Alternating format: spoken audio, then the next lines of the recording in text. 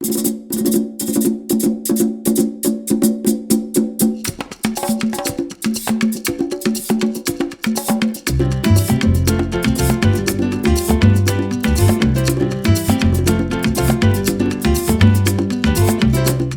traigo esta bomba puertorriqueña. Yo te la traigo de Cupey, de Vega Baja y de Santurce, de todas partes de Puerto Rico. Hi, and welcome back to another episode of Jeff and Joe's Puerto Rican Kitchen, where we show you how to make easy, authentic Puerto Rican recipes. Today, I'm going to be sharing with you guys a super delicious dessert recipe. This one has been made very popular in Puerto Rico by the brand named Carla Sweets. They used to have these small stands in the mall, and you would go through and they have all of these different kinds of traditional Puerto Rican desserts. One of them was actually Panetela. I had never seen it until then. It's kind of like a shortbread crust, and it's filled in the middle with guava. It's so delicious. So every time I go to Puerto Rico, I would have to get one of those. But now I've learned how to make it at home, and I want to show you guys how to make it too. The ingredients are actually super simple. We need guava paste, 1 pack or 14 ounces. We need 4 cups of self-rising flour. We need 2 cups of sugar. We need 1 cup or 2 sticks of unsalted butter. We need half a teaspoon of salt, half a teaspoon of almond extract, and 4 eggs. That's it. Let's get cooking. We are going to start by preparing the guava filling. Start by opening your guava paste and removing it from the packaging. Once it is out of the packaging, place it in a cutting board. Cut thin slices of the guava paste, about 1/8 of an inch thick. Place the pieces on a plate. We will need the full package, so continue cutting until you finish the whole block of guava paste. Set it aside. At this time, you can put it in the fridge or just leave it outside, whatever you prefer. Now that the filling is ready, we're going to start working on the dough.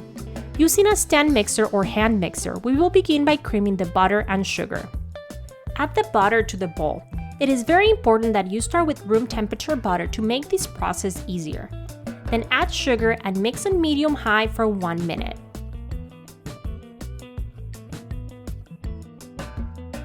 Scrape down the sides and mix again until the mixture is fluffy, approximately 2 more minutes. With the butter and sugar ready, we're now going to add the eggs. Add 1 egg to the bowl and mix on medium until incorporated. Continue adding the eggs one at a time while mixing on medium. Scrape down the sides as necessary. Next, add the almond extract and mix until incorporated. Finally, we will add the flour to the mixture. We will do this in fourths. Add 1/4 of the flour to the bowl and mix on low until just incorporated. Add the salt and mix. Then add the second fourth of the flour and mix again on low until just incorporated. Add the next fourth of the flour while mixing on low. Finally, add the last fourth of the flour to the bowl and mix on low. Be careful not to overmix, as it will affect the consistency of the panetela. The mixture should be soft and fluffy. With the dough and filling ready, we're now going to prepare the baking pan.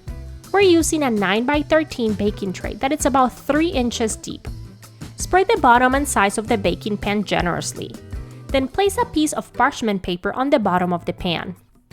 With the pan ready, scoop about half of the dough into the baking pan. Use an offset spatula to smooth it out. This helps ensure that the bottom layer of the panetela is straight. Once the layer is even, we're going to add the filling. Place the slices of guava paste in the tray. We're placing them really close to each other to make sure that all of the pieces of the panetela have an equal amount of filling.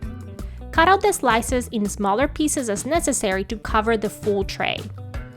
Finally, add the remaining half of the dough on top of the guava paste. Just as we did with the bottom layer, we're going to use an offset spatula to create an even layer. Move the spatula from side to side until the top of the pan is completely covered. Preheat the oven to 350 degrees Fahrenheit. Once the oven reaches 350 degrees, place the tray in the oven and bake for 45 minutes or until the top is golden brown.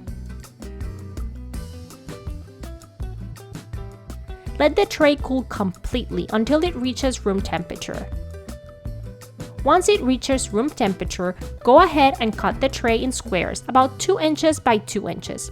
But feel free to cut your panetela differently if you prefer. I got about 20 squares from the tray. Once cut, transfer your panetela to a serving tray and sprinkle it generously with powdered sugar. Enjoy!